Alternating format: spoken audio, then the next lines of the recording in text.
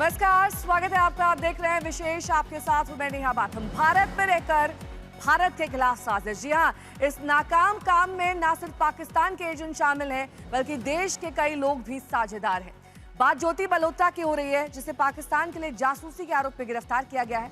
ज्योति की रिमांड 4 दिन के लिए बढ़ा दी गई है और जांच एजेंसियां उसकी जासूस कुंडली को और खंगालने की कोशिश कर रही है। पाक हाई कमीशन में वीजा अधिकारी दानिश से ज्योति की दोस्ती में नए चौंकाने वाले खुलासे हो रहे हैं।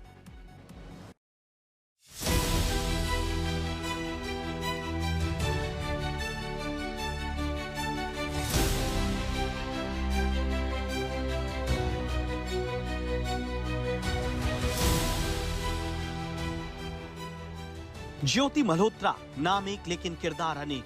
दुनिया के लिए एक ट्रैवल ब्लॉगर और यूट्यूबर, लेकिन भारत की खुफिया एजेंसियों और पुलिस के लिए फिलहाल एक ऐसी जासूस जिस पर पाकिस्तान के लिए जासूसी करने का शक है, देश से गद्दारी का आरोप है।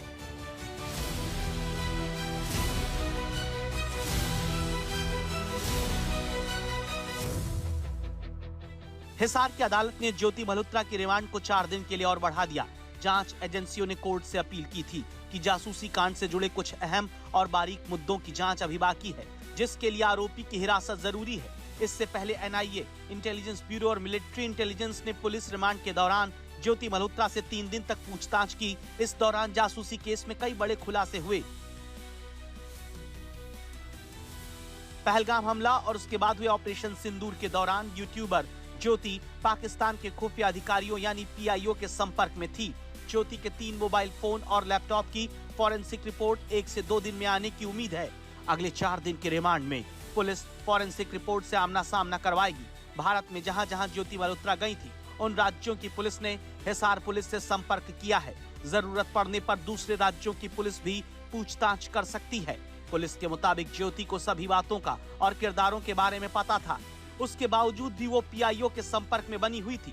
दिल्ली में पाकिस्तान हाई कमीशन के वीजा अधिकारी दानिश के साथ ज्योति के रिश्ते की गहन पड़ताल भी हो रही है। हालांकि उसने जो जानकारी शेयर की वो किस तरह की थी ये अभी साफ नहीं। ज्योति ने अपनी भूमिका तो स्वीकार की, लेकिन जांच में बाधा डालने से बचने के लिए कबूलनामे की जानकारी साझा नहीं की जा रही है। फिलहाल ज्योति का किसी आतंकी समूह या सहानुभूति रखने वाले से कोई सीधा संबंध तो सामने नहीं आया।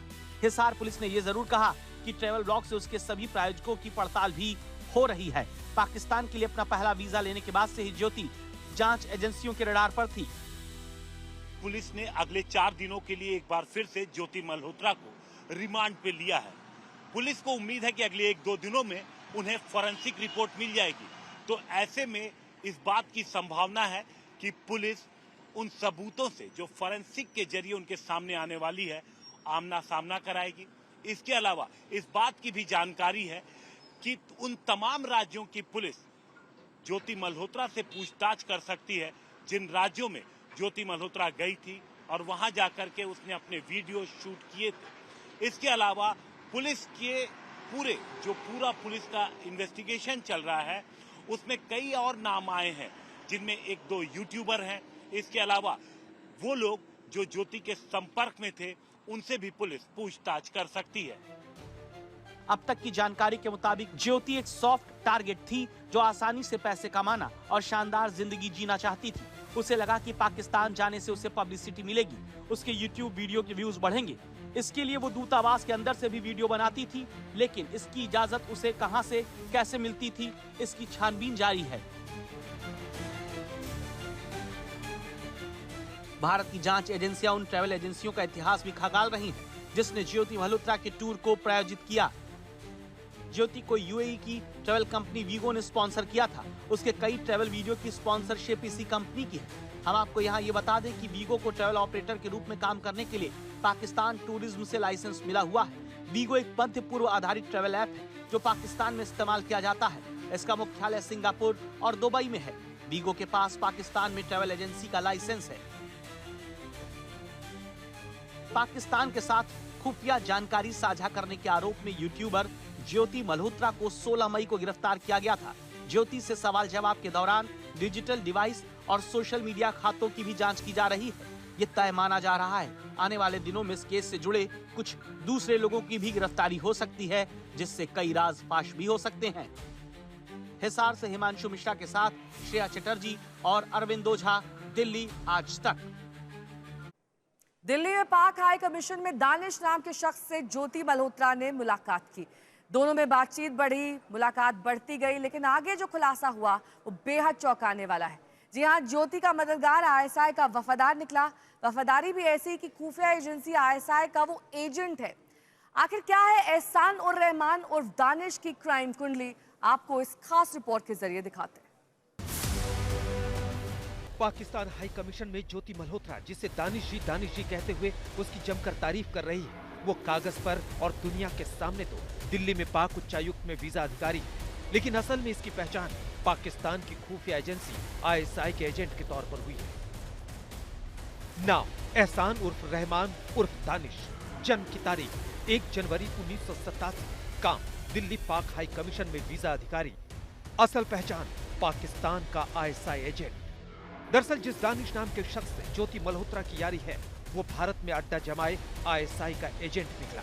शुरुआती जानकारी के मुताबिक यूट्यूबर ज्योति मल्होत्रा जैसे ही पाकिस्तानी वीजा के लिए दिल्ली में पाकिस्तानी हाई कमीशन पहुंची, वहां बिछाए गए जाल में फंसती गई। वहां तैनात वीजा अधिकारी दानिश दरअसल आईएसआई एजेंट था, जिसने पाकिस्तानी आकाओं के इशारे पर ज्योति जैसे लोगों पर डोरे डाले और फिर जासूसी के जरिए स्लीपर सेल तैयार किया।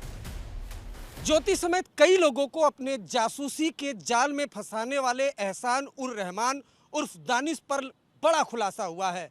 सुरक्षा एजेंसियों के मुताबिक भले ही एहसान उर रहमान उर्फ दानिश पाक हाई कमीशन दिल्ली में वीजा अधिकारी के तौर पर काम करता था, लेकिन हकीकत ये थी कि वो एक आईएसआई एजेंट था। आज तक को जो दस्तावेज मिले हैं उसके मुताबिक एहसान उर रहमान उर्फ दानिश इस्लामाबाद में पाकिस्तान आईएसआई में पोस्टेड है। उसका वीजा साल 2022 में इस्लामाबाद से ही जारी किया गया था। अब एहसान उर रहमान उर्फ दानिश उसका असली नाम है या आईएसआई ने उसे कोड नेम दिया था, ये जांच का विषय है। पाक हाई कमीशन में तैनात एहसान उर्फ रहमान उर्फ दानिश आईएसआई एजेंट था। सेंट्रल एजेंसियों को मिली जानकारी के मुताबिक एहसान उर रहमान का पासपोर्ट भी इस्लामाबाद से जारी हुआ था। एहसान उर्फ दानिश का ये असली नाम है या आईएसआई ने इसे ये कोड नेम दिया है, ये भी साफ नहीं है। एहसान उर्फ रहमान कहने को तो पाक हाई कमीशन में वीजा डेस्क पर तैनात था, लेकिन उसका असल काम जासूसी का ही था। दानिश का काम लोगों को अपने जाल में फंसाने का था। ज्योति की बार बार मदद करने वाले पाकिस्तानी आईएसआई एजेंट दानिश के बारे में जानकारी लेने पर जासूसी के कुछ और भी तार सामने आ रहे हैं। दानिश को इस्लामाबाद से भारत के लिए 21 जनवरी 2022 को वीजा मिला था।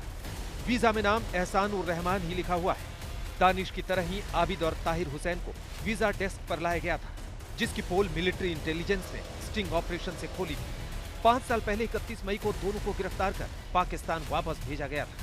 राणा मोहम्मद जिया नाम के एजेंट की पोल 2021 में खुली थी। हाई कमीशन में उसे भी वीजा डेस्क पर लगाकर आईएसआई स्लीपर सेल तैयार करवा रहा था।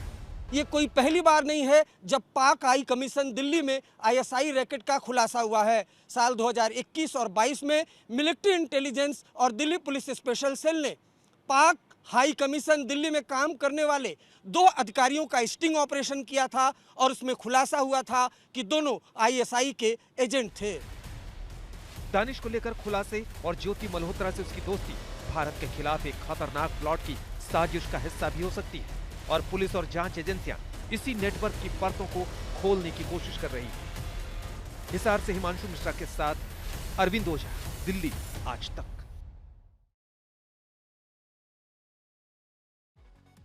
भारत में पाक आईएसआई एजेंट दानिश ने अपनी दोस्ती और साजिश के जाल में सिर्फ ज्योति को नहीं फंसाया था, बल्कि उसे गजाला नाम की एक महिला को भी अपने प्रेम जाल में फंसाकर उसे भी भारत के खिलाफ इस्तेमाल किया।